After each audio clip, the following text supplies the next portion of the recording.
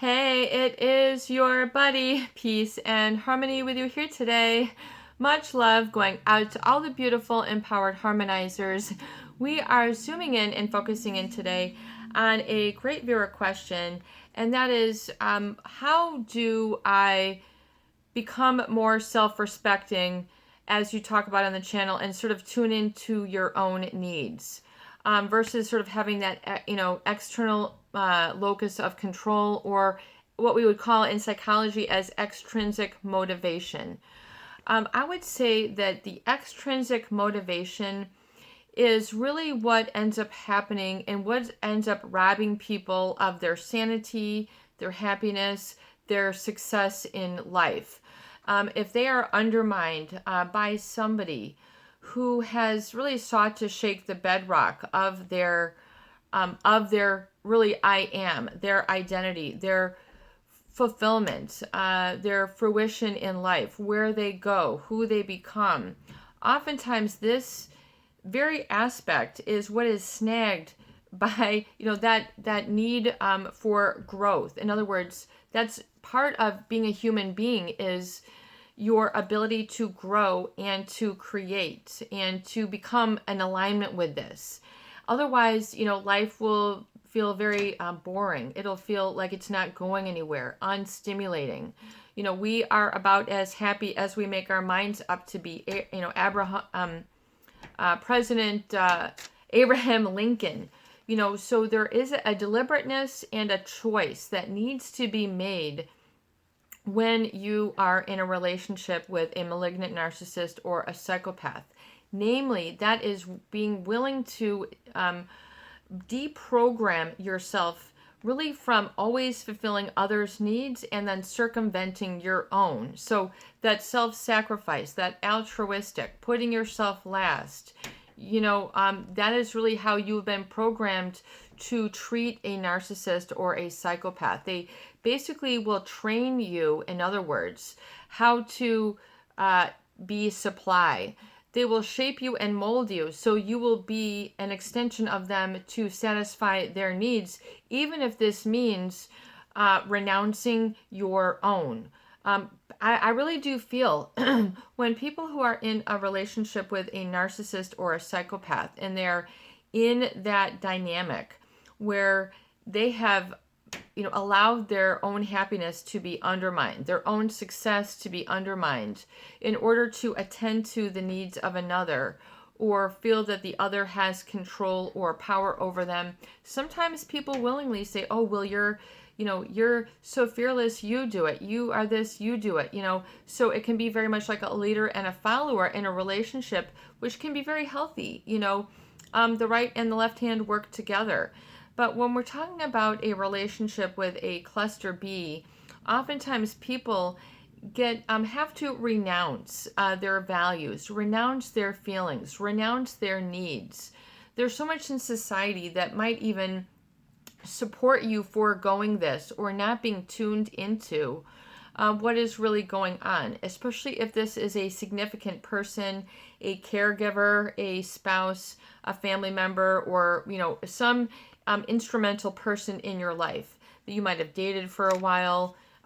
So you kind of know best, but realize that the dynamic is one to cause you to be disempowered. So to not grasp onto your truth, not validate you, not to apologize, not to take responsibility for their feelings. So it really becomes a very heavy situation on people when they're trying to work through a relationship, because with a malignant narcissist or a psychopath, because in psychology, you really develop this external locus of control where something outside of you is shaping you and telling you, rather than being motivated from inside and being validated for that, which is very positive.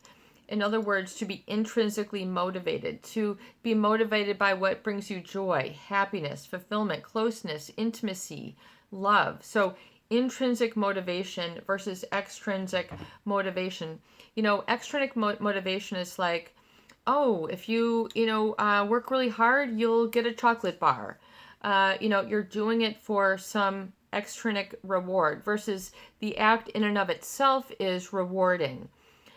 So I think a lot of people go down a very negative rabbit hole, or what I would call negative orderly direction, thinking, feeling, behaving, and becoming, when they're in a relationship in order to sort of take the brunt as supply with these sort of controlling and manipulative relationships, particularly when in the course, I would say in the love bombing, everything feels fine, perfect.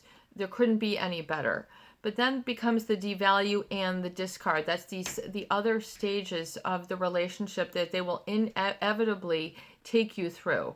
And then the devaluing is where they begin to minimize or reduce you or invalidate your feelings, your needs, your wishes. So you become sort of programmed to become numb or unaware of these, or to not resonate, not relate to your own needs, to not pick up on them, to not be aware, to not know to follow. So people, I really do feel that they become deprogrammed to their own needs if you're being controlled by somebody. In other words, you're being taught or programmed or trained that this narcissist is better than you, more important.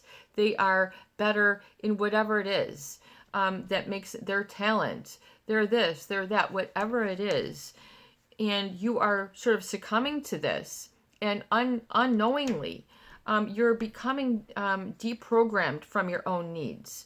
So people then, find that they feel that I'm not an interesting person, or, I'm unimportant. You are a gift to the world. You unequivocally are. You must understand and resonate with that, and resonate with your own needs. I need this this time to rest. I need this time to work. I need this time for reflection. I need this time then to surround myself with like-minded others. In other words, others that aren't threatened by you, jealous, have an agenda, trying to play with your mind, play with this, play with that, and cause you engineered chaos. This is what all the bullies do. This is what the scammers do. They engineer chaos and make everybody run in a million directions, and and it's all really for them, and then they're just sort of sitting there and then clapping while other people are doing all the work. So you must become more habituated and resonate with and kinesthetically become attracted to your own needs, and be able to slow it down, take more time for you, nurturing things that validate you, and surround you with like-minded people so you can get that experience that you need, and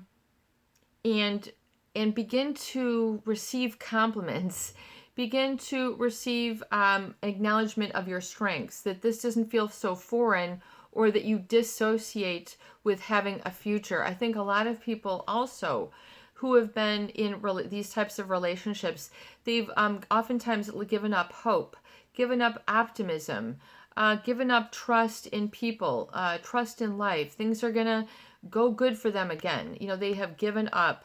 They have apathy, depression, or just uncomfortable anxiety. So realize that your happiness is important, and each day is a gift. Each day is a gift. And, remember Abraham Lincoln, you are about as happy as you make your mind up to be. So begin to really look at your own decision-making skills today. What decisions are you going to make? Is this going to make me happy or unhappy? What would be better for me at this time? But what would be more fair? What would be more self-respecting in this moment? And what does self-respect feel like? And then be able to identify with this in the positive, and then become a body-mind connection to the positive, and then the positive I am, rather than being sort of getting a new programming other than being programmed by the negative. So in other words, you have to look at how you've been trained, or you've learned to have negative self-regard. This oftentimes is programmed into you, and it can become unlearned and reprogram in a positive sense of self. So that might be where you are at in this stage of the game for your own healing. So look at that and make that a priority. Make that number one. I am important. I am lovable. I am safe. I have boundaries and standards. I respect these. I respect myself. I am respectable. I respect myself and I respect others, and so it is. And so this does not have to be oftentimes waged by a war of extremes. Begin to de-escalate from the dramatic and the erratic behaviors that are oftentimes very controlling and sap people of their energy and their happiness. You would usually learn to have that external locus of control, usually in order to pacify or help another. And usually it's then where their needs trumped or triumphed over your own. So you then learned the art of self-sacrifice. And a lot of people have made a lot of sacrifices. This does not mean the sacrifice, they don't, not everybody's making sacrifices. We're talking about when you have to sacrifice self-respect, that instead shame takes its place. We're talking about sacrificing your own health for another, sacrificing your own time and your importance for another, sacrificing your own future for another, sacrificing your own feeling important or being number one or receiving for another. In other words, negating that I don't need this, I don't need that, I don't need, so then people, they don't realize that they're just really packing down a lot of heaviness. So don't be afraid to identify with your needs. I need some relaxation. I need a positive atmosphere. I deserve to feed my senses with what feels good, and I deserve to be intrinsically motivated, meaning motivated by situations and behaviors that are joyful in and of themselves for you. In other words, that you don't have to be driven by people pleasing, driven by disregarding yourself, being sort of truncating and fueling a gaslighting and reinforcing a brainwashing of this. Do not solidify. Be willing to really loosen up on the rigidity that has been so harmful to you. Look at the measuring stick with which you're trying to measure up. Is that measuring stick internal or is it external? Really begin to ask yourself these questions, because the internal motivation will lead you to a much greater degree and deliver a lot more happiness and fulfillment than being motivated by things outside of yourself or people who are looking to really take and move you around and imprint the negative on you so as to keep you behind, keep you regressed, keep you from not earning, keep you from not having a positive relationship, keeping you stuck, keeping you blocked, keeping you unhappy. How much of your day, percentage-wise, is caught up in that? Be willing to reduce the percentage little by little and to use the role of metacognition, the ability to think about what you're thinking about, and then to become aware of this throughout your day and then say, yep, that's where I fell prey to that negative. That's where I maintain my insecurity. I'm going to say no to that. I'm going to say yes to supporting myself. And so beginning to learn and feel that exchange, that alchemy, that breakthrough, where you're able to validate your own feelings. And if someone is not willing to validate and listen and hear, then that oftentimes is a big red flag and an indicator that they are looking to invalidate you so that they can get the upper hand and to get what they want. So realize that it is okay to identify with your needs and not feel guilty or alarmed or fearful that you cannot fulfill these or that life will not deliver. I think this is a fear that plagues a lot of people. So break through those fears and those chains that bind you. It should not feel constrictive. It should not make you feel that you've got tension, that you have to cater to another while not receiving like in return. This really is so crucial for you to really make a breakthrough, I would say. A breakthrough and realize that you deserve respect. You are valid. You are in this world also. And you do not need to be scapegoated or to be undermined. You need to oftentimes experience some distance from those who seek to undermine you and who will not respect your viewpoint.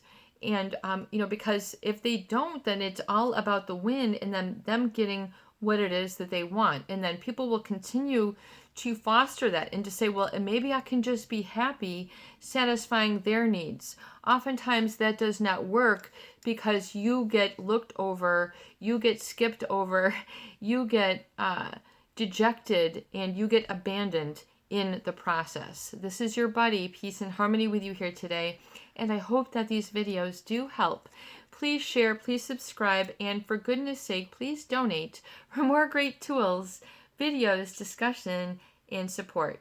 Peace in, peace be with you, and have a beautiful day.